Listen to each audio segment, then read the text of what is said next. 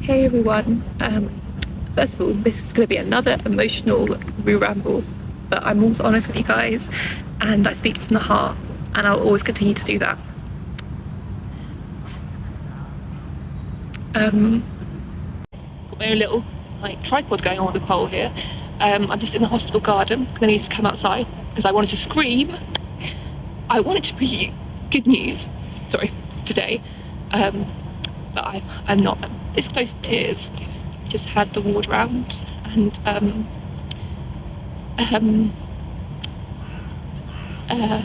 just to put into context, sorry, I'm Ruth, I'm 29 years old, and I've been in hospital for the last 10 weeks, but we actually worked it out of the last 14 months, I have spent 10 months of those as an inpatient in hospital.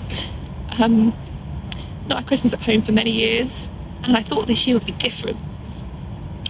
But lots of things have been happening. My health's been getting worse. I'm on TPN and living with intestinal failure in my Addison's and all the problems that my LS-star loss brings me, and all the other secondary conditions and complications. As I said, everyone's case is different. You might meet one person with the same conditions as me or one of the same conditions as me, but we both have different treatments, different side effects, etc., etc. So always remember that.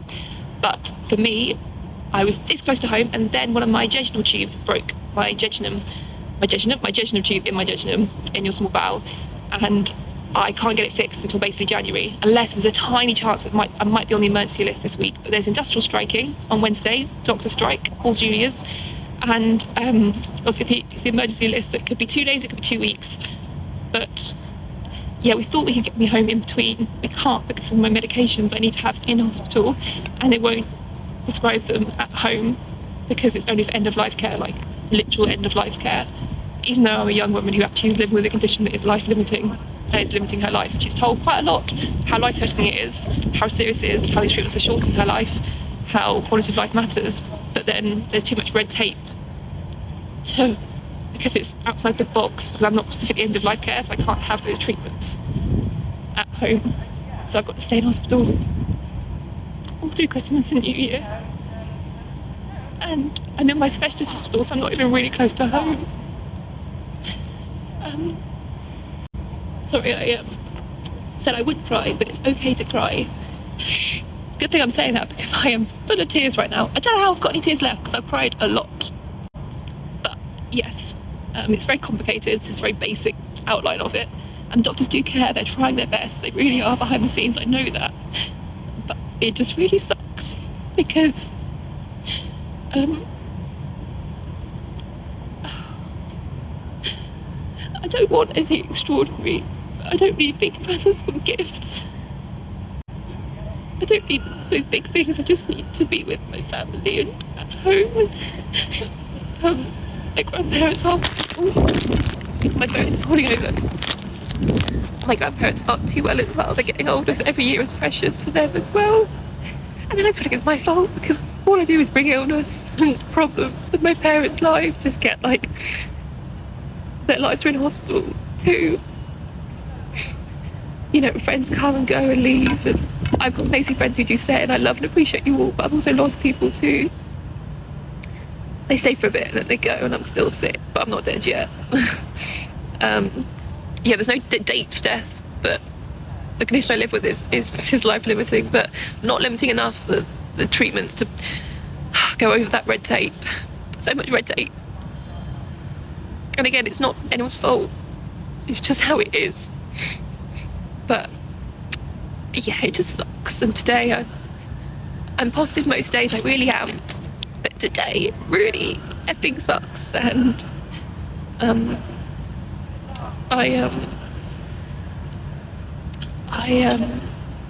yeah. I know I'll cope. I said to him, I'm a strong woman. I will get through it like I did last year. It was in the whole of last year. Christmas and New Year, I mean. And yes, I could possibly get a few hours home leave, but it's not the same, it's not enough. And yes, you can have Christmas another day, of course we'll do that, and I'll make the most like I always try to. But sometimes it's okay to say it's not fair. It's not effing fair. I don't need big things. It's just the little things. And you're surrounded by love. Online, I appreciate everyone's support, I really do. But you also feel so freaking lonely and isolated and just surviving and not living. I don't even know what I'm saying. Just things are still really shit, and I thought they might have a magic plan today to get me home, but no. And to be honest, I don't think they'll try to get past this red tape, but they won't be able to. I know they won't. And it just frustrates me. Yeah, sorry. Thank you for your ideas as well. About Christmas ideas, I was trying to think of some things, maybe make some paper chains or do some cards, or it's also the whole lead up to it. It's not just Christmas Day, it's just memories and experiences and adventures. And people ask me, why do you go so mad when you're out of hospital and push yourself? I'm like, this is why. Because I never know when I'm going to be sucked back in again and never be able to get out. Or when I might not survive my next reaction, sepsis, infection, side effect, my liver, so many things. Every day I'm lucky to be alive. Every day is a blessing. As always, there is joy in every day. But today, got this gorgeous jumper that Ria sent me. Shout out to Ria, amazing life on TPN on TikTok, and my Willaroo hat. And I love how so many people also pre-ordered that they're coming. The next stock is coming. It's a bit late, but it's coming anytime this week, I hope. And I'll be able to put it on the website. You can buy with all your heart's content. And when I see someone wearing my hat or my hoodie, not this hoodie, the other Willaroo hoodie, it makes my absolute day. Because I feel like I'm making a little bit of difference still. Because I know it sounds very selfish, but I want to feel like I'm not forgotten, you know? If something happened to me tomorrow, today, that you've still made a difference in this world. I've not had a big career or got a big house or loads of money or posh car, or I don't have any of those things. I don't have a definitive career. I just me trying to survive. But people sometimes think social media is silly, and I don't think people understand. It's given me a sense of purpose and hope. And like I said, if I can just help one person, and when I get your messages saying that my happy thought of the day, people have missed it and they look forward to it, and it helped them find their own happy thought of the day, or my videos being honest and open help them feel vulnerable and know it's okay to cry, or my videos help them through their own illness or just grief or life that in general is hard, that means everything to me, to know that like I've made a difference in the world, that like I've made an impact. I'm not just sat here just surviving. And that strength isn't about not crying. Strength is about crying and then getting up and carrying on. It's not about how hard you get hit, it's about how hard you get hit and keep running. Well, wheeling, in my case. Yeah, I'm out finding and making the most of what I can. There's my little bridge soon over there. Anyway, this is just a Roo ramble.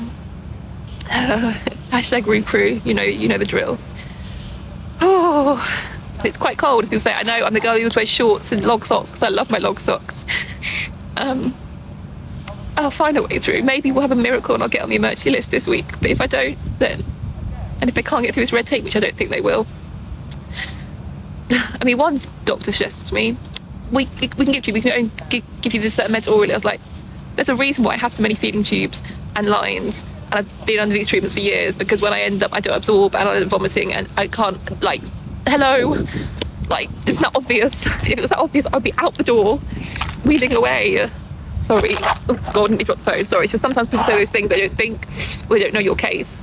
Anyway, as always, we must finish with positive. We are outside. There's birds in the sky. The trees are a beautiful kind of like yellowy, greeny colour. I said, got my hat on. I've got you guys talking to me. Got my pom-poms, of course.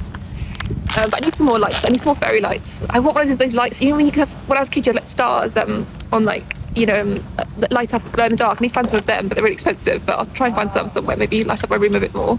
But anyway, I love you all. Remember, you've got this. No matter what this week brings, we can handle it together. We have got this. We are strong. We are braver than we think. And even we think we can't go on, we can.